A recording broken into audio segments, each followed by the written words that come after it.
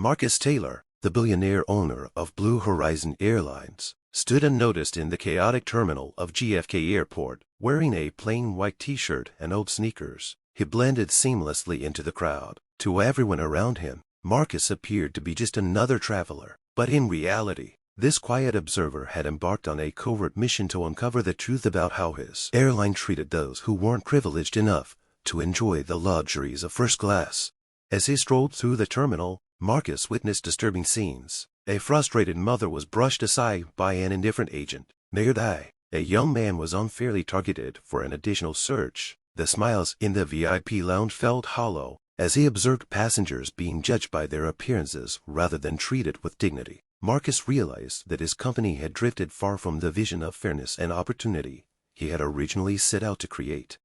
When Marcus approached the check-in counter for first-class passengers, he was met with skepticism. Amanda Waters, a flight attendant with a polished yet insincere smile, glanced at his modest attire and smirked. "Are you sure you're in the right line?" she asked, her tone dripping with condescension.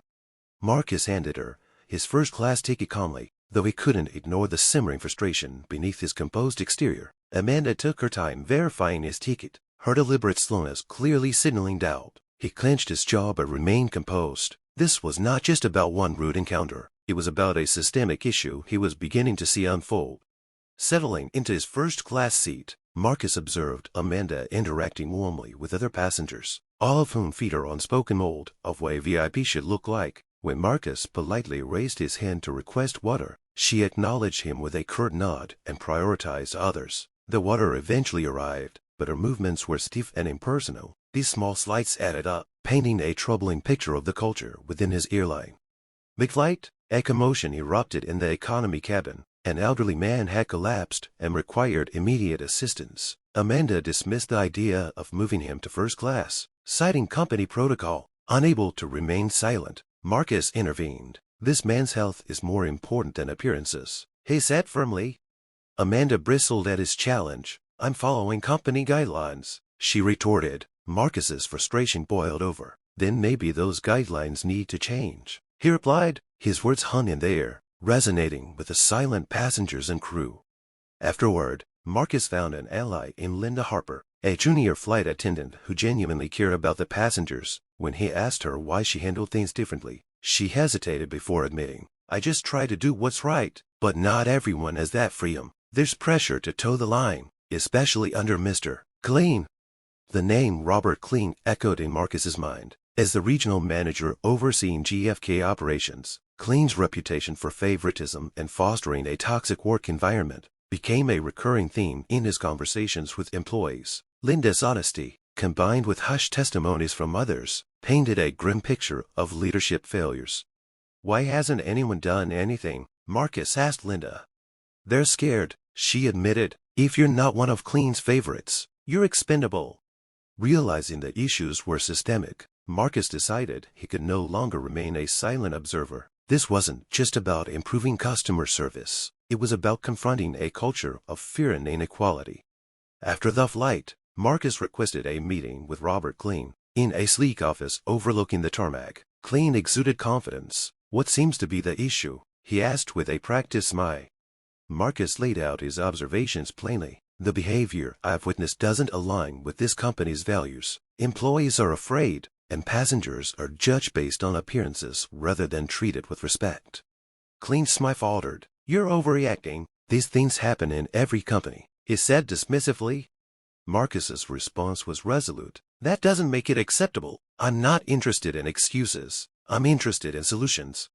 Clean's dismissive attitude confirmed Marcus's suspicions. This was a man who thrived on maintaining the status quo. Marcus returned to his hotel and devised a plan. He reached out to Linda and other trusted employees, encouraging them to gather evidence and testimonies. Within days, troubling patterns emerged: inflated vendor contracts, financial discrepancies, and widespread employee mistreatment. Armed with this evidence, Marcus summoned Blue Horizon's leadership to an emergency meeting. Clean arrived, confident and oblivious to what was coming. As the meeting began, Marcus stood before the room with a folder of evidence in hand. "What I'm about to share may come as a shock, but it's the reality we must confront if we want to rebuild this company," he began. He detailed the favoritism, intimidation, and financial misconduct that had festered under Klein's leadership. Klein tried to interrupt, but Marcus held firm. This isn't personal, it's about integrity, and that starts with accountability. When Marcus revealed his identity as the owner of Blue Horizon, gasps echoed around the room. Klein's confident facade crumbled as Marcus announced his immediate suspension, pending a full investigation. Klein stormed out, his influence shattered. The weeks that followed were transformative. Marcus launched the Horizon for All initiative, prioritizing employee voices and equitable treatment. Linda Harper, recognized for her courage and dedication, was promoted to a leadership role. Training programs and anonymous reporting systems were implemented to ensure lasting change. In a company-wide broadcast, Marcus addressed employees with heartfelt sincerity. This company was built on a promise that everyone matters. We lost sight of that, but today we're taking it back. That evening, Marcus stood in his office, overlooking the city lights, reflecting on the journey ahead. For the first time in years, he felt hope. The Blue Horizon he had envisioned was finally within reach. A company that valued people over profit and authenticity over appearances. Marcus thought of Linda's unwavering courage, the exhausted faces of employees who had endured years of silence, and the passengers who had unknowingly revealed the truth about his airline's culture. Each moment had brought him closer to understanding not only the flaws in his company, but also his own responsibility to fix them. Real leadership, Marcus realized, isn't about maintaining appearances, it's about standing for what's right, even when it's hard. With determination, he addressed his team one final time. Change isn't easy, but it's necessary. Together, we'll make Blue Horizon a place where everyone feels they belong. As the room erupted in applause, Marcus felt a sense of calm, not from the cheers, but from knowing the mission was now shared. This wasn't just about fixing an airline. It was a testament to the power of integrity, resilience, and the courage to fight for change.